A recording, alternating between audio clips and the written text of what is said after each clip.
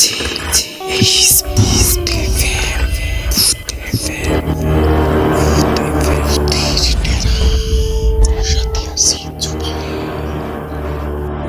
Back JH ভূত FM এ আপনাদের স্বাগত জানাচ্ছি আমি জুবায়ের। যেহেতু আমাদের চ্যানেলটি নতুন সেহেতু আপনাদের বন্ধুদের সাথে শেয়ার করুন। চাইলে আপনাদের ফেসবুক ফ্রেন্ডদের সাথে শেয়ার করতে পারেন। আর আপনাদের সঙ্গে বা আপনি কারো থেকে শুনেছেন এমন কোনো ভৌতিক ঘটনা আমাদের স্ক্রিনে দেওয়া ইমেইলে শেয়ার করতে পারেন। আজকের ঘটনাটি এমন এক পাহাড় কাটা নীরব দুর্গম রাস্তার মাঝে ঘটে যাওয়া ঘটনা।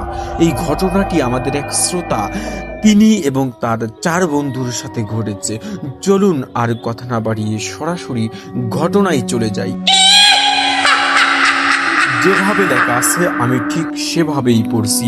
আসসালামু আলাইকুম প্রিয় শ্রোতা ও জেএইচ ভূত এফএম টিম। আমার নাম মিরান। আমি বর্তমানে মিরপুরে বসবাস করছি। আমার তেমন লেখালেখির অভ্যাস নেই, তাই ভুল ত্রুটি ক্ষমা সুন্দর দৃষ্টিতে দেখবেন। গত 6 বছর আমি দেশের বাহিরে ছিলাম। মূলত আজকে যে ঘটনাটি শেয়ার করব সেটা দেশের বাহিরের। আমি মধ্যপ্রাচ্যের ছোট্ট একটি দেশ ওমানে ছিলাম।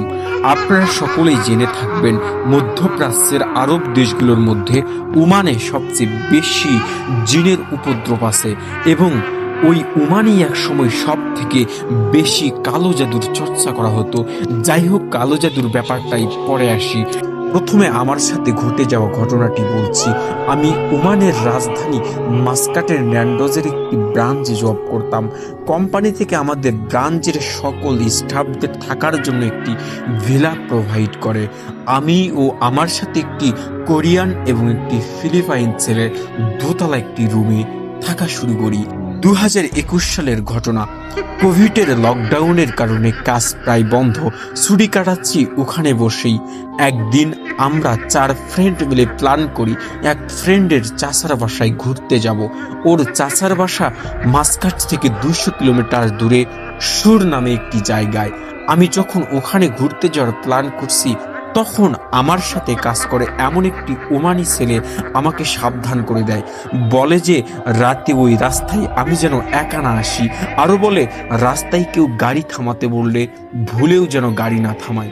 আমি ভাবলাম দুর্গম রাস্তা, পাহাড় আর মরুভূমির মধ্য দিয়ে, ডাকাতের জন্য হয়তো সাবধান করে দিচ্ছে। আর সাবধানে গাড়ি চালাতে বলল, হয়তো অ্যাক্সিডেন্ট হবে ভেবে। তাই ওর কথায় তেমন গুরুত্ব না দিয়ে আমি ওই ফ্রেন্ডের বাসায় চলে যাই রাতেই।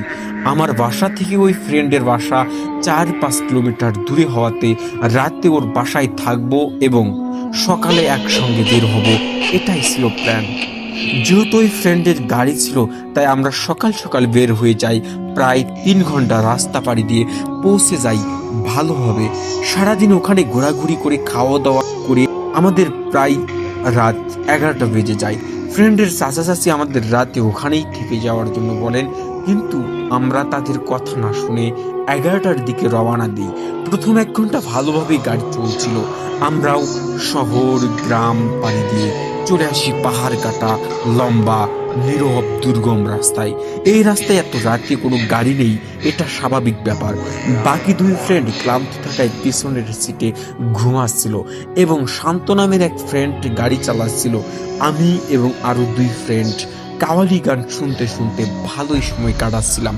গাড়ির গতি 140-এ। হঠাৎ দেখি রাস্তার মাঝে একটা গাধা দাঁড়িয়ে। বলে নেওয়া ভালো যে ওমানের সকল হাইওয়ের আশেপাশে প্রচুর গাধা থাকে। এরা ছাড়া হয়ে থাকে, এটা একটা স্বাভাবিক ব্যাপার। তবে আমাদের সামনে যে গাধাটা দেখছি সেটা স্বাভাবিক না, কারণ এর সাইজ একটা ঘোড়ার চেয়েও বড়।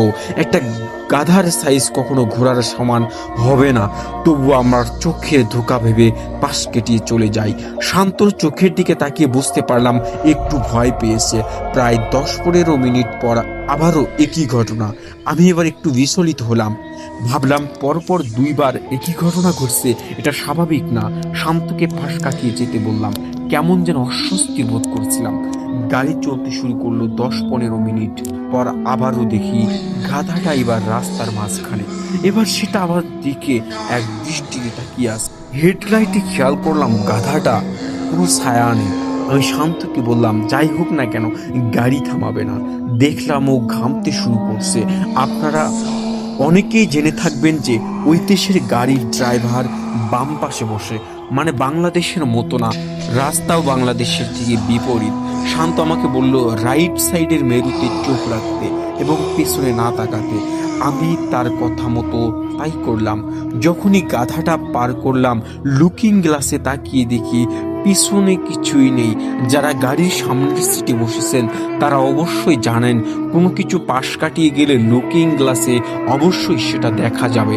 যাই হোক, শান্ত গাড়ির গতি 100-তে নামিয়ে এনে গাড়ি চালাতে থাকলো। একটা জিনিস বারবার দুজনের মনে হতে থাকলো যে গাড়ির পিছনে কিছু একটা ফলো করছে। শান্ত বারবার বলছিল গাড়ির ওজন বেড়ে গেছে। কিছুক্ষণ পর আমরা একটা পেট্রোল পাম্প দেখতে পাই এবং সেখানে একটা ছোট শপও আছে। আমরা গাড়ি থামিয়ে ওখান থেকে ফ্রেশ হয়ে 2টা চা নিয়ে বসি। বাকি 3 ফ্রেন্ড তখনও ঘুমাচ্ছে গাড়ির ভিতরে। পাম্পে কাজ করা লোকটা আমাদের দিকে তাকিয়ে এগিয়ে এসে বললেন, ভাইরা কি বাংলাদেশে নাকি? আমাদের মুখ দিয়ে কথা বের হচ্ছিল না। মাথা নাড়িয়ে হ্যাঁ বললাম। সে বলল, আপনাদের এমন দেখাচ্ছে কেন, কোনো সমস্যা? শান্ত বলল, হ্যাঁ।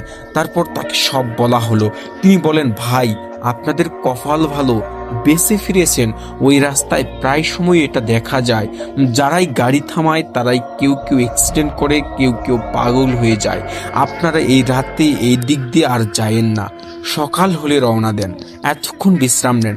আমরা আবার সাহস পেলাম না, সকাল পর্যন্ত অপেক্ষা করে তারপরে রওনা দিয়ে বাসায় চলে আসি। আমি পরে ওই ওমানি ছেলেটাকে জিজ্ঞাসা করি ও কেন সাবধান করেছিল আমাকে। ও বলে ওই রাস্তায় মাঝে মাঝে কিছু বৃদ্ধ দেখা যায়, তারা গাড়ি থামানোর জন্য হাত ইশারা করে। যারাই গাড়ি থামায় তাদের মধ্যে প্রায় অ্যাক্সিডেন্ট করে বসে বা বেশিরভাগই মানুষ মারা যায়। যারা বেঁচে ফিরে তারা 2-1 সপ্তাহ পরে মারা যায়। আমি এবং শান্ত এরপর দুজনেই স্বপ্নে দেখতে থাকি যে কেউ আমাদের বলছে এই যাত্রায় আমরা নাকি বেঁচে ফিরেছি। এবার আসি কালো জাদু নিয়ে কিছু তথ্য সম্পর্কে। ওমানের একটি গ্রাম আছে, এখনো বাহিরের মানুষদের প্রবেশ নিষেধ। যদিও ওই গ্রামটি এখন জনমানবহীন, তবুও সরকারিভাবে নোটিশ দেওয়া আছে যে ওই এলাকায় সম্পূর্ণভাবে জনসাধারণের প্রবেশ নিষেধ। ওখানকার মানুষদের মুখে শোনা যায় প্রায় 40 থেকে 50 বছর আগে ওই গ্রামে কালো জাদুর চর্চা করা হতো। শুধু ওই গ্রামেই না, একসময় পুরো ওমানেই একসময় কালো জাদু খুব বেশি চর্চা করা হতো। শুরুটা ওই গ্রাম থেকেই। গ্রামটিতে যখন কালো জাদুর প্রকোপ বেড়ে যায় তখন সেখানকার মানুষজন শহরের দিকে চলে আসে।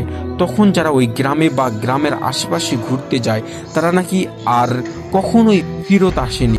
এছাড়া ওই গ্রামের পাশের রাস্তা দিয়ে গেলেও অনেক মানুষ চিৎকার এবং নানা ধরনের বাদ্যযন্ত্রের শব্দ শুনতে পেত। এছাড়াও এই গ্রামে নরবলি দেওয়া হতো। এছাড়াও এখানকার পাহাড়ে আগুন জ্বলতে দেখা যায়। এ বিষয়ে স্থানীয়দের কাউকে এই বিষয়ে জিজ্ঞেস করলেও তারা এই বিষয়ে কথা বলতে রাজি না। যারা ওমানে থাকেন বা অনেক দিন ধরে আছেন তারা এই বিষয়গুলি সম্পর্কে হয়তো জেনে থাকবেন। ঘটনাটি কতটুকু ভয়ঙ্কর জানি না, তবে সব সত্যি ঘটনা। অনেক ভয়ঙ্কর হতে হবে এমন কোনো কথা না। আমার কাছে আরো কিছু ঘটনা আছে বন্ধু বান্ধব এবং ফ্যামিলির কাছ থেকে শোনা।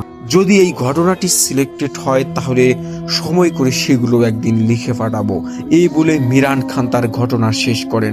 ধন্যবাদ মিরান খান, এত সুন্দর একটি ঘটনা আমাদের সাথে শেয়ার করার জন্য আপনাকে অসংখ্য ধন্যবাদ। সো লিসেনার, আজকের এপিসোডটি এখানেই শেষ করছি। আর হ্যাঁ, অবশ্যই পরবর্তী এপিসোডগুলো পেতে হলে আমাদের ইউটিউব চ্যানেলটি সাবস্ক্রাইব করে পাশে থাকে বেল আইকনটি অন করুন। প্রতিবারের মতো আমি জুবাইর বিদায় নিচ্ছি। ভালো থাকবেন, সুস্থ থাকবেন। দেখা হচ্ছে সামনের বৃহস্পতিবারে। সবাই ভালো থাকবেন, সুস্থ থাকবেন।